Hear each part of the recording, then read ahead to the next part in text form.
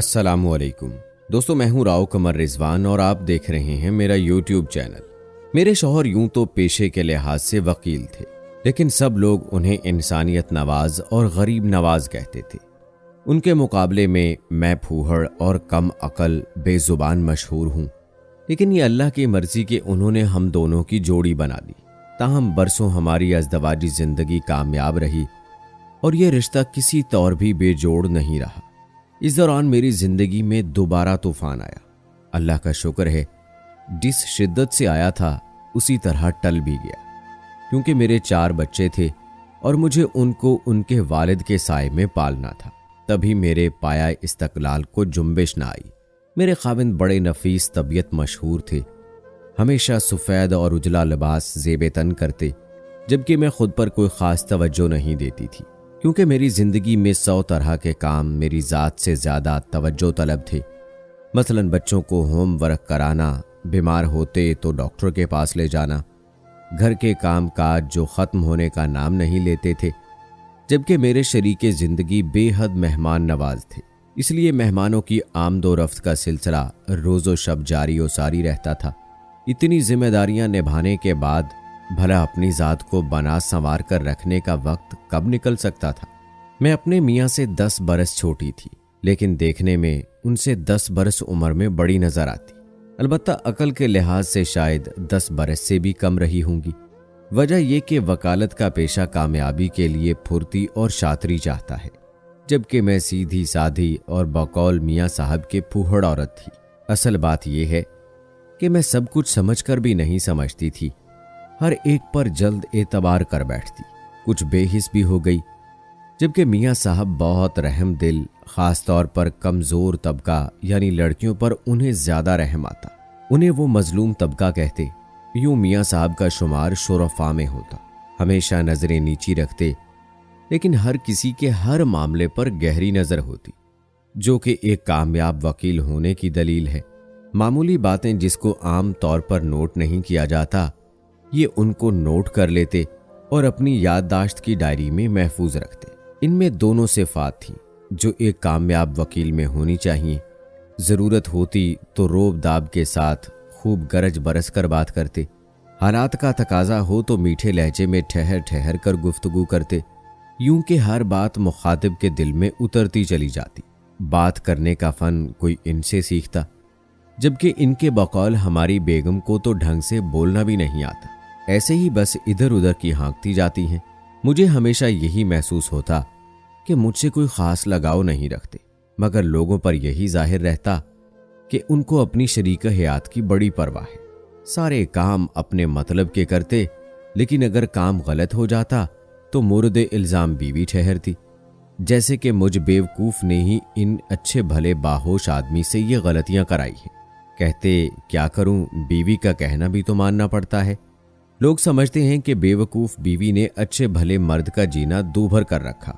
और तो और मेरे मैके वाले भी अक्सर मुझे मशकूक नज़रों से देखते और मियाँ साहब की तरफदारी करने लगते। तब मेरा दिल बहुत बुरा हो जाता। वो इस तरह के जब मेरे मैके से रिश्तेदार आ जाते तो ये उनके साथ साथ मेरी भी खूब आओ भगत करते, मेरी इज्जत यूं बढ़ाते कि अगर बच्चे से कह दूं कि खाना पका रही हूं, ज़रा पानी तो लाना, बहुत प्यास लगी है, ये दौड़कर फ्रिज से ठंडे पानी की बोतल निकालकर खुद अपने हाथ से गिलास भर कर ले आते कि ये लो बेगम, मैं हाजिर हूं, कहो तो जान हाजिर कर दूं। इस रवैये से लोग ये समझते कि ये मेरा बहुत ख्याल रखते हैं, लेकिन मैं शामत की मारी अगर बीमार पड़ जाऊं तो उन्हें फ़ौरन ज़रूरी काम याद आ जाता। पेशी का कहकर लाहौर या इस्लामाबाद जाने का कह देते। 2-4 दिन बाद घर लौटते, तब तक मेरी तबीयत संभल चुकी होती। सबसे ज़्यादा उलझन उस वक्त उनको होती जब मैं घर का खर्चा मांगती। कहते ऐसी औरतें मर्दों को एक आंख नहीं भाती जो हर वक्त पैसों का मुतालबा करती रहती हैं। हालांकि घर का खर्चा और बात है, किसी और मद में पैसों का तकाजा और बात। इस दौरान अगर मेरी सहेलियां या मैके से कज़नें वगैरह आ जाती तो सुर्ख नोटों की, कभी हरे नोटों की गड्डी मेरे हाथों में थमा कर कहते, लो अब इनको रखो भी, कब तक मैं इनको लिए फिरता रहूंगा। कल ही एक केस की फीस क्लाइंट देकर गया है, और हाँ, अपने लिए भी कुछ खरीद लिया करो। आज बाजार जाकर अपनी पसंद के जोड़े ले आना। तमाम चूड़ियां उम्मीद है बन गई होंगी, कल जाकर सुनार से ले आऊंगा। लेकिन बेगम तुम कुछ पहनती नहीं हो। हालांकि मेरा दिल खून के घूंट पी कर रह जाता है कि आज तक इन्होंने मुझे एक छल्ला तक तो बनवा कर नहीं दिया, फिर भी अपनी और उनकी इज्जत रखने को खामोश रहती। मेहमान खवातीन के जाने के बाद मैं शिकवा करती, मियाँ साहब आप हमेशा ऐसी झूठी बातें करते हैं, आखिर ऐसा क्यों करते हैं? जवाब मिलता, अरे बेगम ऐसा कहने से क्या फर्क पड़ता है, हमारी इज्जत दूसरों की नजरों में बढ़ जाती है, आखिर इज्जत भी कोई शय है। मैं चाहता हूं लोग हमारे घराने को इज्जत की निगाह से देखें। मैं मुस्कुराकर खामोश हो जाती। नोटों की गड्डी तो अमानत होती है, बावजूद जरूरत के एक नोट उसमें से नहीं निकाल सकती थी। मुझे पता होता था कि मेहमानों के जाते ही ये मुझसे कहेंगे, इधर लाओ वो नोट, पराई अमानत है, किसी आदमी की जमानत करानी है, रुपए अदालत में जमा कराना है, कहीं इसमें से तुमने कोई नोट तो नहीं निकाल लिया। मैं लाख भोली सही, इतनी भी नहीं कि उनकी तबीयत को ना समझती। फौरन गड्डी निकाल कर लाती और कहती, ये रही आपकी अमानत, गिन ले, एक नोट भी कम नहीं है। वो मेरे सामने ही बैठकर नोट गिनने लगते कि एक नोट भी घर रह गया तो मेरे मौकल की जमानत ना हो सकेगी। अमानत का किस्सा महीने में 2 बार जरूर दोहराया जाता, लेकिन दिलचस्प बात यह थी कि ये गड्डी कतई पराई नहीं होती थी, उनकी अपनी मलकियत होती। लेकिन मैं हर बार ये अमानतें रखती, फिर जूं की तूं ये मुझसे वापस ले लेते। एक बार मेरी एक कज़न जो नौजवान और खूबसूरत थी, अपनी छोटी बहन और वालिदा के हमरा आ गई। वो मेरे मुन्ने की पैदाइश पर मुबारकबाद देने आई थी। इत्तफाक से उस वक्त मियाँ जी भी घर पर थे। मेहमान खवातीन से तपाक से मिले और अपने कमरे में चले गए। थोड़ी देर गुजरी थी कि सायरा ने कहा, अम्मी बस अब घर चलिए, मेरे सर में दर्द हो रहा है। मियाँ साहब के कान शायद उधर ही लगे हुए थे। जल्दी से बाहर आए, पूछा, क्या इनकी तबीयत खराब है? चलिए मैं डॉक्टर को दिखा देता हूँ। उन्होंने लाख टाला कि नहीं, ऐसी बात नहीं है। बजिद हो गए कि मैं आपको दवा दिलवा कर छोड़ दूंगा। सर में दर्द हो तो कहाँ टैक्सी में जाएंगी, तबीयत और ख़राब हो जाएगी। मैंने भी मुरव्वत में कह दिया, हाँ हाँ खाला चली जाइए, रास्ते में मेडिकल स्टोर से ये सर दर्द की गोलियां दिलवा देंगे, आप लोगों को फिर आगे तक छोड़ देंगे, सहूलत हो जाएगी। नाचार वो खवातीन घर से चलीं। ये पीछे पीछे निकले और बाहर खड़ी गाड़ी का दरवाज़ा खोलकर बोले, तशरीफ़ ले चलिए। मुझे गाड़ी स्टार्ट होने की आवाज़ सुनाई दी, लेकिन मैं तो आदी थी उनकी मेहमान नवाजी की, बस मुस्कुरा कर रह गई। ये तो नहीं कहती कि ये हर ऐसी नेकी किसी बुरे इरादे से करते थे, बस मिजाज था उनका कि नौजवान मेहमान खवातीन साथ हों तो उनसे गपशप में इनको राहत मिलती थी और मिजाज खुशगवार हो जाता था। वो बीवी को खर्चा देने के मामले में कफ़ायत शुआर ज़रूर थे, लेकिन मेहमानों पर खर्च करने के मामले में बिल्कुल भी कफ़ायत शुआर ना थे, बल्कि बेहद फ्याज थे। मेहमानों को देखते ही कहते, वो गड्डी तो पकड़ाना। मैं ज़रा डरते हुए कहती, कौन सी? जो अमानत रखवाई है। आंखें निकालकर आहिस्ता से जवाब देते, बकवास ना करो। बाद में भड़कते कि खबरदार, आइंदा जो किसी के सामने नोटों को पराया कहा। अपनी इज्जत कम करने का बहुत शौक है तुमको, बेवकूफ़। अक्सर मेहमान तो खसूसी होते थे जिन पर नोटों का बेदरीग इस्तेमाल होता। कोई रिश्तेदार खातून बीमार हो और उसे डॉक्टर के पास ले जाना हो तो डॉक्टर की फीस के अलावा फ्रूट और दवाइयाँ भी उनकी गड्डी से आ जाती, कुछ खरीद कर साथ भी कर देते। मियाँ साहब के अखलाक और फयाजी के सारे ख़ानदान में धूम थी। अलबत्ता जब मिनटों में नोटों की गड्डी आदी हो जाती तो मेरा जी बैठ जाता कि अब कई दिनों तक घर में राशन की तंगी रहेगी और बच्चों की स्कूल फीस के लिए परेशान रहूंगी। दूध वाले का बिल देने को बार बार मिनमिनाना पड़ेगा और ये तनक कर कहेंगे, पहला खसारा तो पूरा करने दो, क्यों हर वक्त पैसे मांग कर परेशान करती हो? मर्द घर में सुकून के लिए आता है या परेशान होने के लिए? खुदा जाने तुम बीवियों को कब अकल आएगी। जब तारीख सर पर आ जाती, मजबूरन बड़ी आपा को फ़ोन करती, आपा इतने रुपए भिजवा दो, बच्चों के स्कूल की फीस भरनी है। मियाँ साहब केस तैयार कर रहे हैं, मौकल आजकल में पैसे दे जाएगा तो आपको लौटा दूंगी। ऐसे तो कितने ही उधार मैंने अम्मी, आपा और भाईजान से लिए थे, जिनके लौटाने की कभी नौबत ना आई। वो भी जानते थे कि मैं उधार लेकर भूल भाल जाती हूँ, कभी याद ना दिलाते। अगली बार फिर मेरे मांगने पर रकम भिजवा देती थी। एक बार जबकि मुन्ने की पैदाइश का दिन आ गया, मुझे अचानक तकलीफ शुरू हुई और उधर उनकी किसी नौजवान खातून क्लाइंट के पांव में मोच आ गई थी। मैंने फ़ोन करके कहा कि गाड़ी लेकर जल्दी पहुंचे, अभी अस्पताल जाना है। जवाब मिला, अरे भाई, तुम अपने भाईजान को फ़ोन करो या वालिदा से कहो कि टैक्सी लेकर आ जाएं। मैं किसी मरीज को डॉक्टर को दिखाने ले जा रहा हूं, वो भी बड़ी तकलीफ में है। इसको ऐसे सड़क पर तो नहीं छोड़ सकता। रकम का भी उन्हीं से बंदोबस्त कर लो, मैं आकर दे दूंगा। फुर्सत पाकर अस्पताल पहुंचे। नर्स ने बेटे की पैदाइश पर मुबारकबाद कही तो जेब से नोटों की गड्डी निकालकर फौरन एक हरा नोट उसके हाथ पर रख दिया। नर्स वाकई खूबसूरत थी, 18 साल की थी। दिलकश मुस्कुराहट से शुक्रिया कह के चली गई और अपनी साथी नर्स को भेज दिया, क्योंकि अब मुबारकबादों का सिलसिला शुरू हो गया था। उन्होंने हर जवान नर्स की मुबारकबाद को खंदा पेशानी से कबूल किया और जवाब में फयाजी से नोट बांटते रहे। लेकिन अस्पताल में जिस रोज मुझे छुट्टी मिलनी थी, ये ऐन वक्त पर गायब हो गए। आपा, अम्मा और भाईजान मेरे साथ थे।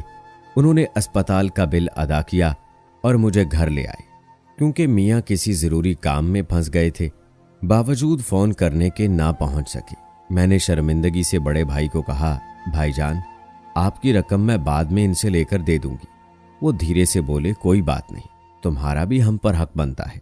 ऐसा खाता अपने मैके वालों के साथ हमेशा खुला ही रहता था। मियाँ साहब को कभी फुर्सत ना मिली कि वो इधर उधर की नेकियों के बाद सुकून के साथ बैठकर मुझसे भी इन खातों की तफसील सुन लेते। मेरे मुंह से अम्मा, आपा, भाई के दिए उधार का हिसाब किताब सुनने को उनके पास वक्त ही नहीं होता था। मेरी रिश्ते की एक छोटी बहन के यहाँ उन्हीं दिनों बेटा हुआ था। एक रोज मैंने कहा, मियाँ जी 100 रुपए तो दे दें तो मैं सबीना के बेटे को देखाऊं। बोले, कोई ज़रूरत नहीं, कैसे जाओगी? अभी तुम्हारी तबीयत ठीक नहीं है, फिर कभी देख लेंगे सबीना के बेटे को। कुछ दिनों बाद सबीना का फ़ोन आया कि दुल्हा भाई आए थे मेरे बेटे को देखने, 500 रुपए दे गए हैं। लेकिन अफसोस बहन होकर तुमको तौफीक ना हुई कि आ जाती। तुम्हारा मुन्ना तो अब 6 माह का है, क्या अब भी घर से नहीं निकलती? मैं बहन की बातों पर लाजवाब हो गई, क्योंकि मेरे जीवन साथी ने कभी ना बताया कि मैं सबीना को 500 दे आया हूं। सभी ऐसे मौकों पर कहते कि शाहिदा तुम बड़ी बदअखलाक हो, कंजूस भी हो, जबकि तुम्हारे मियाँ तुमसे उलट हैं, हर किसी का ख्याल रखते हैं। ये बात भी सही थी कि जब मेहमान आते खाली हाथ होती तो उनकी खातिर तवाज़ो को कुछ बाजार से मंगवाने की बजाय बगले झांकने लगती। हालांकि अक्सर अमानत गड्डी मेरे पास अलमारी में धरी होती थी, मगर मियाँ साहब की इजाज़त के बगैर एक नोट भी नहीं निकाल सकती थी कि अमानत में खयानत क्यों कर हो सकती थी। बहुत भाग दौड़ करके महज चाय या शरबत से मेहमानों की तवाज़ो कर पाती। इस दौरान अगर मियाँ साहब आ जाते तो फिर दौड़कर बाजार जाते और शापर भरकर खाने पीने और तवाज़ो का सामान ले आते। मेहमानों के आगे ढेर कर देते, तब बच्चों के भी मज़े आ जाते। मैं खफत मिटाने को कहती, अभी ये सब मंगवा रही थी कि शुक्र है खुद आ गए। खाने का वक्त होता तो मेहमान देखकर इसरार शुरू कर देते, भाई अभी बैठिएगा, खाना खाकर जाइएगा। मेरे गरीब खाने को इज्जत बख्शी है तो फिर पूरी तरह मेहमान नवाजी का मौका भी दें। भागम भाग बाजार से मुर्गी का गोश्त, मछली, फल, सब्जियों का थैला भर लाते। अब मुझ बेचारी का सर और मुंह चूल्हे में, और मियाँ जी मेहमान खवातीन के साथ ठंडे ड्राइंग रूम में बैठे गपशप करते। साथ साथ वहां से आवाज़ भी वक्तन फ़ौक्तन लगा देते कि भाई बेगम, मेरी जान, बिरयानी और कोफ्तों में कितनी देर है, ताकि मेहमानों को तसल्ली रहे खाना आया ही जाता है। मैं खाना लगाती, उस वक्त तारीफ के पुल बांध देते कि वाह, मेरी जौजा मोहतरमा कितना उम्दा, मज़ेदार और लाजवाब खाना बनाती हैं कि बस उंगलियां ही चाटते रह जाओ। आपने ऐसा मज़ेदार पुलाव और कोरमा कभी नहीं खाया होगा जैसा कि ये बनाती है। फिर शाम को बर्तनों का ढेर और मैं रात को एहसास दिलाते, अरे भाई मेकअप किया करो, जरा शगुफ्ता चेहरा बनाकर रखा करो, कैसी नौकरानियों की सी सूरत बना रखती हो। मैं खिसिया जाती तो कहते, तबीयत बोझल हो रही है, जरा वो अमानत वाली गड्डी तो पकड़ाना, मौक्कल से मिलने जा रहा हूं। रात के 10-11 बजे निकल जाते और सुबह लौटते। मैं समझ जाती आज मियाँ जी किसी मशहूर गाने वाली का गाना सुनने और अपने बोझल मूड को हल्का फुल्का करने गए हैं। क्योंकि ऐसी महफिलें उनकी कमजोरी थीं। मेरी अक्सर सहेलियों को दुखी समझकर जो तोहफा मेरे लिए लाते, दूसरा उनके लिए भी ले आते। फिर कहते अपने हाथ से दे दो। सहेलियों से ताल्लुकात अच्छे रखने चाहिए। तोहफे मोहब्बत को बढ़ाते हैं। या फिर खुद जाकर दे आते कि शाहिदा ने ईद पर तुम्हारे लिए ये तोहफा भेजा है। बच्चों की वजह से उनका खुद आना मुश्किल है। ईद के अगले दिन जरूर तशरीफ लाइएगा, बेगम ने दावत की है। दावत खुद दे आते और मुझे बाद में आकर बताते कि फलां दिन फलां लोग आ रहे हैं, खाना तैयार रखना। मैं कैसे इनकार कर सकती थी? बद अखलाक तो पहले ही मशहूर थी। मियाँ जी की आमदनी खासी थी, मगर अपनी इन्हीं नेकियों और फयाजियों के बायस हालात खराब भी रहते थे। और मुझे अगर लाजमी किसी तकरीब में जाना पड़ जाता तो जेवर आपा से और जोड़ा छोटी बहन से मांगकर इस सर पर आए वक्त को टाल देती थी। एक दिन मेरी स्कूल की क्लास फेलो आई, बड़ी अफसरदा थी। उसका निकाह हुआ था, रुखसती होनी थी कि साल बाद रुखसती की बजाय उसे तलाक मिल गई, क्योंकि लड़के ने इस दौरान किसी और लड़की को पसंद कर लिया था। सोफिया बड़ी उदास थी। मुझे भी उसका किस्सा सुनकर दुख हुआ। वो जा रही थी कि मियाँ साहब दफ्तर से आ गए। दुआ सलाम हुई, लेकिन वो रुकी नहीं, क्योंकि उसे देर हो रही थी। बड़ा अफसोस हुआ कि कुछ खातिरदारी न कर सके। बहरहाल मुझसे सवाल किया कि तुम्हारी सहेली इस कदर उदास क्यों थी। मैं भी उसकी दास्तान गम से ताज़ा ताज़ा मुतासिर हुई थी। बता दिया कि बेचारी के साथ ऐसा वाकया हुआ है। बोले मुझसे बात कराई होती तो आधा हक महर तो दिलवा देता। ये तो इस मजलूम लड़की का हक बनता है। दूसरी बार वो अपनी वालिदा के साथ आई थी। उन्होंने अज खुद उसकी माँ से बात छेड़ी कि ऐसा शाहिदा बता रही थी। आप लोग भी कमाल के हो, अपना हक क्यों छोड़ दिया? ये केस मेरे सुपुर्द कर दो, मैं बगैर फीस के लड़ूंगा। देखता हूं वो खबीस लोग कैसे आपकी लड़की का जायज हक नहीं दे रहे। सोफिया की माँ उनकी बातों में आ गई और ये उनके हमरा हो लिए। अब कोर्ट के बहाने कई बार उसे शॉपिंग कराने ले जाते ताकि इस गरीब का दिल बहल जाए। उसके सारे घर वालों को गाड़ी में भरकर इधर घुमाने ले गए। अपनी दिलचस्प बातों से हंसा हंसा कर रुला देते। कई दिन ये मामला चलता रहा। बिलाखिर मेरे बड़े भाई ने इनको 2-4 बार रेस्टोरेंट में उनके मजे उड़ाते देखा तो मुझे खबर कर दी और एक रोज मियाँ साहब को बुलाकर तंबीह की कि जो खर्चा दूसरों पर लुटाते हो, बीवी बच्चों को दो ताकि उनकी बुनियादी जरूरतें नजरअंदाज ना हो। उन्होंने बुरा माना।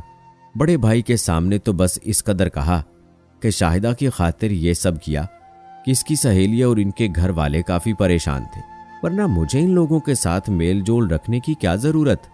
मेरे पास अपने मौकलों को देने को वक्त नहीं है। बड़े भाई चले गए तो मुझ पर बिगड़े कि कैसी कोड़ मगज औरत हो। एक गरीब लड़की की जान पर बनी थी और वो भी तुम्हारी बचपन की सहेली। वो तो रो रो कर मरी जाती थी। मैंने नेकी की, उसकी जान बचा ली, वरना तो खुदकुशी कर लेती वो गम से। तुम्हारे मैके वालों में तो जरा भी इंसानियत नहीं है। तुम्ही जैसे लोगों से इंसानियत शर्मिंदा है। किसी के दुख दर्द में काम नहीं आते। मैं क्या झगड़ती, मुझे तो अपने बच्चे प्यारे थे, अपना घर बचाए रखना था। एक बार इस तरह एक हसीना का केस उन्हें मिला। उस मजलूम औरत का अपने शौहर से झगड़ा था। उसने कहा मुझे इंसाफ दिलवा दे, क्योंकि 2 बच्चे भी हैं और शौहर अयाश थे।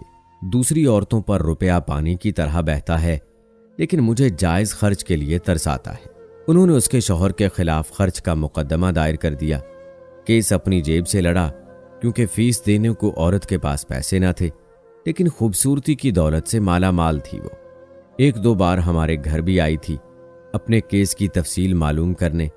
उसके बच्चे उसके शौहर को दिलवा दिए और शौहर से उसकी सुलह कराते कराते तलाक करा दी। अब बेसहारा कहाँ जाती, उससे दूसरी शादी करने लगे थे कि किसी ने बड़े भाई को खबर कर दी। वो कड़े तेवर लेकर आ गए। उनको धमकी दी कि अब ऐसा कुछ हुआ तो मैं अपनी बहन और बच्चे ले जाऊंगा और तुम शौक से किसी मजलूम का सहारा बन जाना, लेकिन याद रखो कि फिर बीवी बच्चों की सूरतें देखने को तरस जाओगे। ये दुनिया में सिर्फ बड़े भाई से डरते थे। मैं बहरहाल बीवी थी, फूहड़ थी या के बदअखलाक और बेवकूफ, मगर वो अपनी इस गाय बेजुबान जीवन साथी को भी कतई हाथ से नहीं गंवाना चाहते थे। आखिर 4 बच्चों का साथ था, तभी वो इस मजलूम का सहारा बनने से बाज रहे और मेरे साथ उम्र निभा दी। लेकिन ये क्या जिंदगी थी। बीवी बच्चों ने तंगी की जिंदगी गुजारी और खुद अयाशियां करते रहे। ऐसे शौहर के बारे में आप क्या कहेंगे? कमेंट बॉक्स में ज़रूर बताएं। मिलते हैं अगली वीडियो में, तब तक के लिए अल्लाह हाफिज।